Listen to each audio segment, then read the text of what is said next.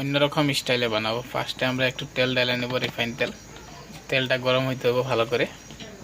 এখন আমরা একটু পেঁয়াজ আর কাঁচা লঙ্কা দিয়ে এটা ভালো করে কুচি করে নিব। ভালো করে তেলের মধ্যে এটা ফ্রাই করে নিব। ফ্রাই হচ্ছে, এখন একটু নমক দিয়ে দেব। নমক দিয়ে ভালো করে এটা আমরা মিশিয়ে নিব।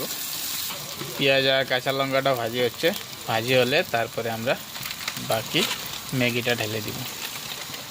এখনই আমরা ম্যাগিটা ঢেলে দিব। পেঁয়াজটা আমরা ভাজা হয়ে গেছে, ম্যাগিটা দিয়ে আমরা ভালো করে মিক্স করে নিব পেঁয়াজ আর তেলের সঙ্গে। এরা একটু মিশিয়ে নেব, তারপরে আবার আমরা আসবো। এখন একটু জল ঢেলে দিব। জলের পরিমাণটা এত বেশি না দিয়ে একটু একটু দিয়ে দেবো। জলের মধ্যে একটু বল হতে হবে। এখন আমরা ম্যাগির মশলাটা ঢেলে দিব। আমরা ম্যাগিটা বয়েল হয়ে গেছে, মশলাটা দিয়ে ভালো করে মিক্স করে নিব। চামচ দিয়ে ভালো করে মিক্স করে তারপরে আর একটু অপেক্ষা করতে হবে আমাদের জলটা শুকাবার জন্য। এখন আমরা ম্যাগিটা অলমোস্ট রেডি হয়ে গেছে। আর আজকে আমরা ট্রেডিশনাল স্টাইলে বানাচ্ছি, কালকে আমরা ভালো করে বানাবো।